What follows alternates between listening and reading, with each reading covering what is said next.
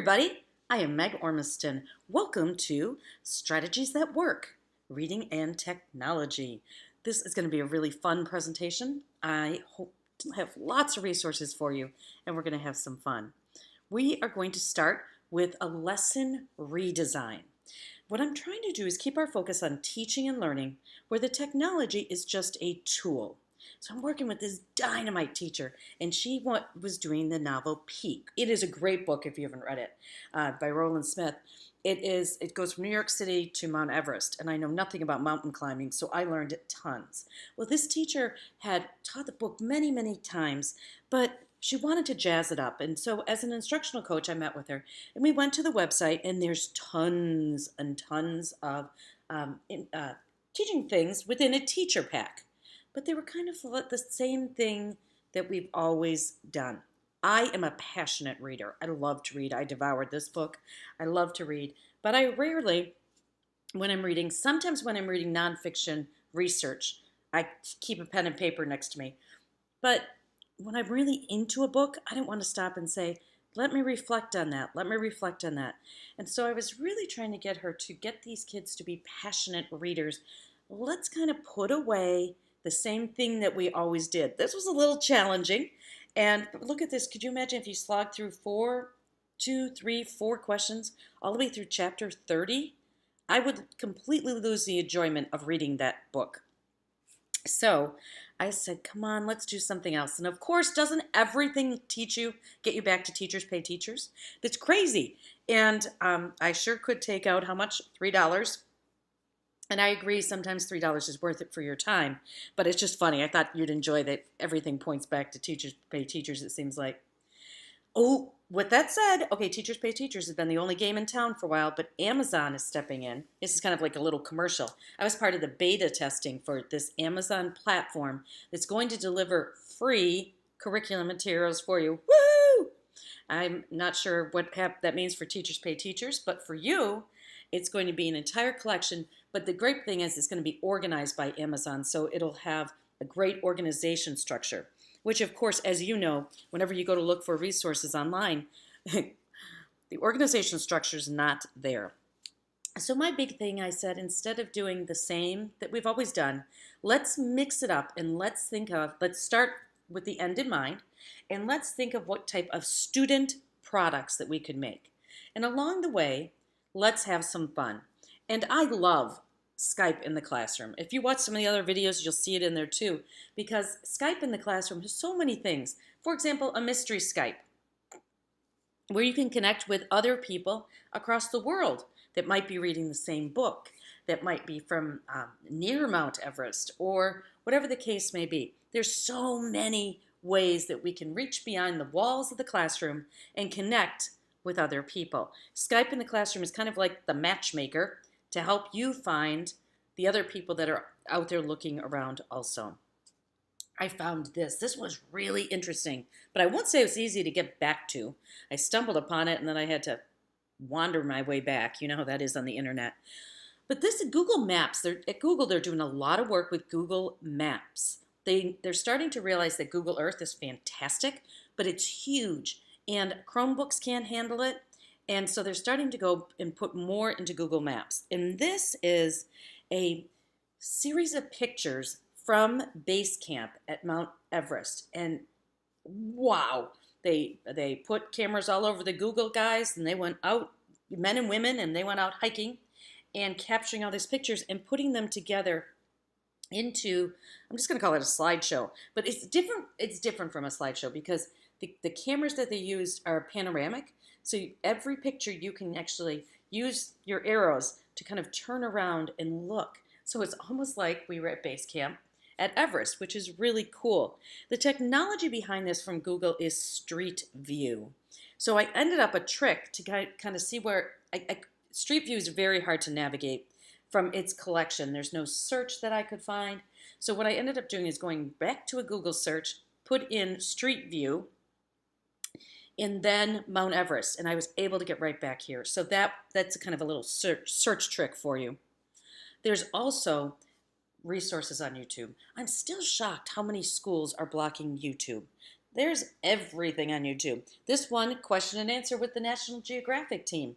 I don't think I'm going to get to Mount Everest, so let me go ahead and put my students in front of a question answer. I was just trying to get the content of the book connected through multimedia, through connections beyond the walls of the classroom. That was my purpose. And mixing it up. I wanted to do something with problem-based learning, and this is coming out of a school that is focused on problem-based learning. And I think in this, there's some really great things here, but we ran out of time. You know how that is in real teaching and learning. But we wanted students to produce something, and that's where the fun came in. These are two little rock stars, and honestly, this was during recess for about 5 minutes. We said, let's give it a try. And what we were trying to learn together and the technology that was available was different from what I had been able to use in the past. So I had to kind of cobble things together. And we didn't have a green screen, so I had to fake it. What I actually did was there was an interactive whiteboard these kids could stand in. So to make my green screen, I found that green color, that's a green screen. I put it on a PowerPoint slide, shined that on the whiteboard, and had the kids stand in front of it. And it worked. It worked. Those loveys that you see are holding staplers as their microphones. We were just trying to see if we could make it work. And then the hard part came in. It's sequencing. When we actually had to use multiple machines to figure this out. But I had to work with what they had access to. So this I built in iMovie, which I had no problem with, but then we had to kind of rebuild it in WeVideo. It worked. It was just a few extra steps, but it was so fun. So instead of doing the questions in each chapter, each group picked a part of the book and they made a video. This one, the clouds move behind them. It's really, really cool. Mix up what we're asking students to do. That's my big thing. It's all about the teaching and learning. The tech is just helping us, but mix it up. I don't want to sit and answer 100 questions while I'm reading. Okay, you might already know about this. This is big, and it's not just for primary or elementary kids. Seesaw is an easy way to create digital portfolios. It's free. It is free to you as a teacher, unless you would like that digital portfolio to go and continue on with the student. If that's what your school wants to do, then there is a price for that to continue that. But for you to jump in, get started, go, it is free. Jump in, try it, and then see how cool it is. What's so neat about Seesaw? It's student-driven. The students are the ones that say, ooh, can we Seesaw that? Like when I think about digital portfolios historically, I would think of the teacher putting each one of those artifacts into a manila folder. This is completely different. And let's take a look. This is what you can Seesaw, any picture. So even if they did something on paper, just take a picture of it. If they created the video, like our green screen videos, capture that. Anything they're drawing, you can draw right within there, which is it's actually a cool feature. Anything from your camera roll, if you're on an app or something, you can take notes so they can annotate, so they can actually reflect on why they put this into their portfolio. If all else fails, like you have an app that you can only get a link, you could put a link in there. And on the teacher side, nothing goes into that portfolio until the teacher approves everything. So nothing is floating around out there. It's not floating around anywhere. But the teacher gets to pick what goes and what stays. Of course, Google Earth, we love it. There's so many things we can do. The only thing caution is, Google Earth is great on one machine up on the big screen to show connections to, let's say you're in the middle of reading a story and the setting is somewhere, you can go ahead and fly there, zoom in and zoom out and do different things. So you can make connections beyond the walls of the classroom. But I'm not about reinventing the wheel. Google Lit Trips are available that teachers have made that you can go ahead and use in Google Earth to kind of fly around based on some of your books. Yesterday I taught this class face-to-face, and we found at least 3 novels that people in my class were going to use, all done for them. So it's like a book study guide, but you're basically flying from one place to the next. It's really cool, and they're done for you. Here's an example of one of them. My brother Sam is dead, and you can see the little push pins, and then on each push pin you can click on it and you can get a picture, or you can get a video or text, or all three, which is so neat. A lot of hidden treasures. If you're looking at, you want to read more nonfiction, there's so much available on all different things. This happens to be the Library of Congress. Library of Congress does a nice job of connecting print resources to all different types of resources. So it does the work for you. I thought you would enjoy this article, and it's important to think about how we read differently on devices versus paper. I find that I love fiction on my device. If it's nonfiction that I have to take notes, I like it on paper. It just is a different experience for me. Goes on to neuroscience, and we'll do that. There's so many things that you can find online, different reading strategies, different ways to approach things. This is one link, and I just thought it would help you. I have this book. It is probably one of the best books that I have ever used. It is so user-friendly. It's you pick it up and you go, oh, I get it, and I could try that today. And Jennifer, I love her reading style, her writing style, and it's just it's so practical. Over 300 strategies. And we found that they can go up in grades. You can bring them down. They're great strategies. My favorite reading book right now. My Iron, I think, is that how we say it? This is a collection of all different types of text and then formative assessment questions that come after them. A lot of districts are moving to something like this, trying to make connections between home and school. Nice part about My Iron is there's quite a few titles in Spanish. Not any other languages that I know of, but in Spanish there are quite a few titles. Raz Kids is another one that I see a lot at the elementary level, and it is a subscription service. It's not cheap, but what it does is it really engages students because it uses what's called gamification, where students create parts for their robot, and the more they read, the better their robot becomes. And so it's a lot of kids really like it. A lot of families like it, and again there are some titles in Spanish and a few other languages, I believe. They're all part of the family of reading A to Z. So if it looks familiar, that you might have some other pieces of this, but they fit together in some ways and they're completely different in other ways. This one I put in there. I had never heard of it, but my class yesterday said they didn't like it because what it is, it has a diagnostic at the beginning that places students at their reading level. They found that it placed almost every student low, and so they weren't reading at their level. And then what happened is when they came back, they didn't think the assessment was valid. So that was just their opinion. So I just thought that was interesting. PBS, tons of games. Got to be careful that in reading you don't get over-apt, as I like to say, where there's just drill and kill and drill and kill and drill and kill. This is, I know, visually overwhelming. Sorry to do that to you. But this is a Symbaloo. And a Symbaloo is a visual way to organize different resources. Great for non-readers because they can just click on an icon. But this is an example. I did not make this. Visually, I wouldn't have done this. I didn't make that one either. But see how you can group and you can color code? And across the top, you see that there's some tabs. Those are called web mixes. So you can have, oh, I guess that is mine.